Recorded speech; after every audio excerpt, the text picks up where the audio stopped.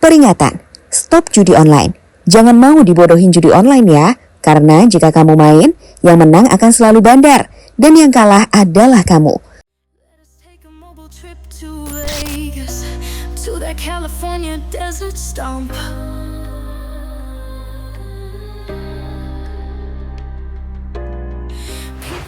Kali ini bukan karena volatilitas pasar atau inovasi teknologi, melainkan aksi pencurian terbesar dalam sejarah industri ini. Terbaru, sebuah serangan cyber yang diduga dilakukan oleh Lazarus Group, peretas yang berafiliasi dengan Korea Utara, berhasil mencuri lebih dari 1,5 miliar US dollar, yang setara dengan lebih dari 22 triliun rupiah dalam bentuk Ethereum atau ETH dari platform Bybit. Akibatnya, pasar langsung terguncang. Meski Bitcoin tetap stabil, tetapi altcoin seperti XRP, Sol, dan Doge mengalami penurunan. Tapi terlepas dari itu, sebenarnya siapakah Lazarus Group itu yang katanya diciptakan oleh pemerintah Korea Utara? Gimana mereka bisa mencuri ETH yang bernilai hingga 22 triliun yang membuatnya menjadi pencurian terbesar dalam sejarah kripto? Dan apakah artinya Korea Utara memenangkan pertempuran dunia maya melawan Amerika Serikat? Kita akan ulas hal itu dalam video berikut ini. So, tetap stay tune bersama kami, karena hal-hal paling hot di dunia akan kita ulas secara lebih tajam.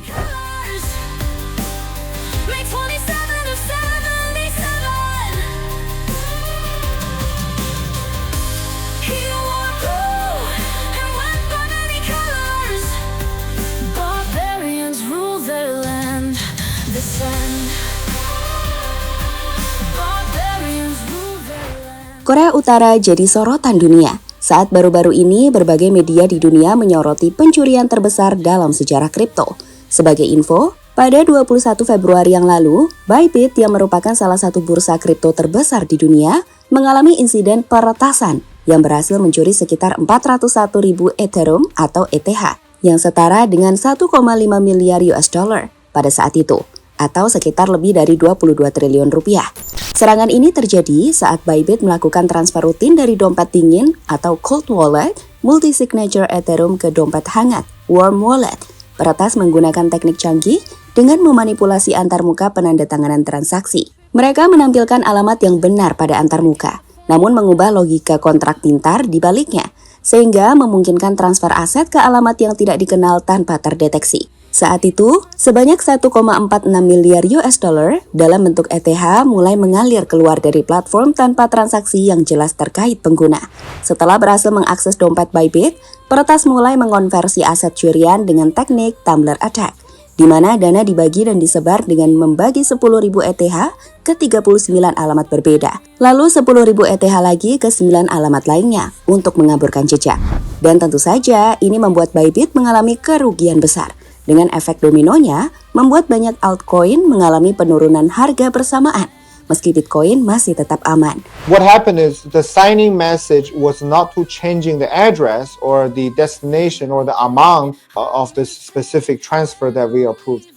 The hacker changed that transaction into upgrading or changing the safe smart contract logic so that he gained control over the whole code over that specific Ethereum Genesis safe, and so that he can transfer these funds out. Melihat pencurian kripto terbesar dalam sejarah tersebut, pertanyaannya sekarang adalah siapa yang melakukannya? Dan menjadi menarik saat Korea Utara disebut-sebut sebagai negara yang berafiliasi dengan Lazarus Group. Jadi menurut laporan dari berbagai media, seperti The Sun, Economic Times, CNA, dan masih banyak lainnya, North Korea atau Korea Utara telah disebut-sebut sebagai otak di balik pencurian terbesar dalam sejarah kripto itu. Dengan menggunakan analisis Mistrack, Zach SBT yang merupakan seorang penyelidik anonim di dunia kripto yang dikenal luas karena kemampuannya dalam melacak dan mengungkap berbagai penipuan serta pencurian aset kripto, mengonfirmasi jika serangan itu terkait dengan kelompok peretas Korea Utara, Lazarus Group, yang telah melakukan serangan cyber transaksional dan mencuri mata uang kripto sebagai salah satu aktivitas utamanya. Dalam cuitan dari akun @arkham dituliskan bahwa pada pukul 19.09 UTC hari ini, @SBT menyerahkan bukti definitif bahwa serangan terhadap Bybit ini dilakukan oleh Lazarus Group. Pengajuannya mencakup analisis terperinci tentang transaksi uji dan dompet terhubung yang digunakan sebelum eksploitasi, serta beberapa grafik forensik dan analisis waktu. Pengajuan tersebut telah dibagikan dengan tim Bybit untuk mendukung penyelidikan mereka. Kami mendoakan yang terbaik bagi mereka semua. Di sisi lain, keberhasilan Zhang SBT untuk mengungkap siapa pelakunya membuat dirinya mendapatkan hadiah sebesar 50.000 US dollar yang setara dengan 814 juta rupiah untuk pekerjaan investigasinya. Okay, so we are not buying ETH at the moment. We are relying on a bridge loan from our partners to help us. Okay, so this is some of the Lazarus Group, unit kejahatan dunia maya elit Korea Utara. Jika ada unit kejahatan maya yang akan sangat sulit untuk ditangkap, meski telah menjadi incaran FBI, maka Lazarus Group adalah salah satu unit tersebut. Hal ini karena Lazarus adalah sebuah kelompok peretas yang diduga beroperasi di bawah naungan pemerintah Korea Utara. Jadi, Lazarus Group sendiri mulai dikenal publik setelah serangan terhadap Sony Pictures Entertainment pada tahun 2014. Saat itu mereka melakukan serangan yang mengakibatkan bocornya data sensitif perusahaan dan karyawan, di mana serangan ini diduga sebagai balasan atas film The Interview yang dianggap menghina pemimpin Korea Utara. Selain motif politik, Lazarus Group juga terlibat dalam serangan cyber dengan tujuan finansial, seperti peretasan bank dan platform kripto, guna mendukung perekonomian Korea Utara yang terisolasi dan terkena sanksi internasional. Sebagai contoh, pada tahun 2016, Lazarus Group melakukan pencurian bank sentral Bangladesh. Mereka berupaya mencuri hampir 1 miliar US dollar melalui sistem SWIFT sebelum akhirnya dihentikan dengan 81 juta US dollar berhasil dicuri. Di tahun 2017, mereka juga melakukan serangan dengan WannaCry ransomware, sebuah malware yang menginfeksi ratusan ribu komputer di seluruh dunia, mengenkripsi data dan meminta tebusan dalam bentuk Bitcoin. Sedangkan di tahun 2022, mereka melakukan peretasan Axie Infinity dan melakukan pencurian sekitar 625 juta US dollar dalam bentuk mata uang kripto dari platform game populer. Dan yang terbaru adalah peretasan Bybit, pencurian sebesar 1,5 miliar US dollar dalam bentuk Ethereum dari platform pertukaran kripto tersebut yang juga menjadi peretasan terbesar dalam sejarah. Oh ya, selain itu sebenarnya masih ada yang lain, seperti pencurian dari KuCoin, peretasan jembatan Ronin, dan serangan terhadap dompet pendiri Defiance Capital.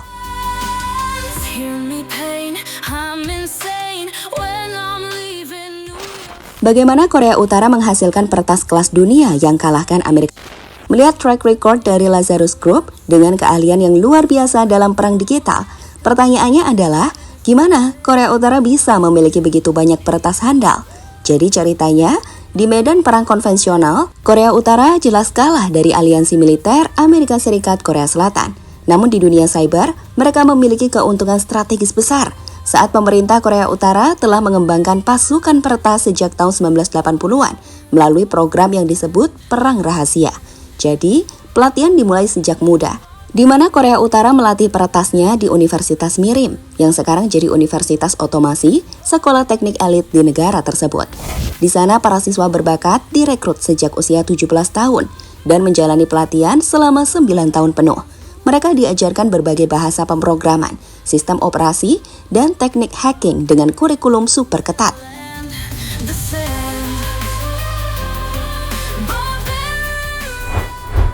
Setelah bertahun-tahun pelatihan, usai lulus, mereka kemudian akan ditempatkan di Biro 121, unit intelijen elit yang bertanggung jawab atas operasi perang cyber Korea Utara. Di sana mereka mengembangkan sendiri virus komputer, teknik eksploitasi, dan program peretasan tanpa bergantung pada alat dari luar. Lazarus Group memiliki tim yang menyamar di berbagai negara, mempelajari bahasa dan budaya lokal agar tidak terdeteksi. Mereka bisa berpura-pura menjadi pegawai perusahaan dagang Korea Utara, tetapi sebenarnya bekerja untuk Biro 121. Mereka hidup seperti warga biasa di negara asing, namun sebenarnya mengumpulkan data intelijen dan menjalankan operasi cyber rahasia. Hal itu pernah dijelaskan oleh seorang pembelot Korea Utara, Jang Se-yeol, yang mengungkap bahwa ancaman dari Lazarus Group lebih berbahaya dari senjata nuklir. Saat itu ia mengatakan, ini adalah perang yang senyap. Perang telah dimulai bahkan sebelum sebuah tembakan dilepaskan. Amerika Serikat jelas tidak berada dalam zona aman. Korea Utara telah mempersiapkan diri untuk hal ini selama lebih dari 20 tahun. Amerika Serikat seharusnya tidak menganggap enteng mereka, ujar Jang Se-yeol, sumber Business Insider. Yap, memindahkan 1.000 pound dengan satu gerakan, itulah yang dilakukan Korea Utara saat ini. Di era baru ini, Bagi Korea Utara, keyboard punya kekuatan yang setara rudal, bahkan lebih. Lazarus adalah cerminan bahwa para peretas muda Korea Utara kini memegang kendali atas perang digital. Dan tentu saja, ini menjadi ancaman nyata bagi dunia maya dan ekonomi global.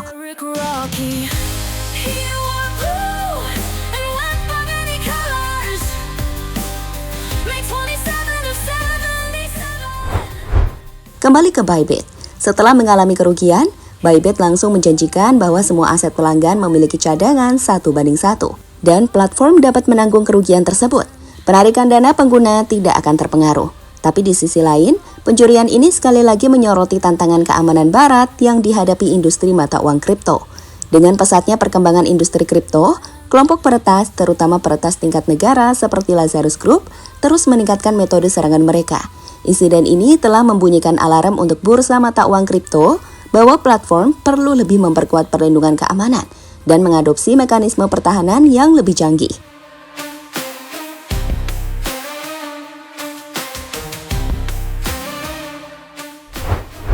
Pada akhirnya, inilah guncangan Korea Utara yang menunjukkan, meski mereka terisolasi, negara ini tidak bisa diremehkan.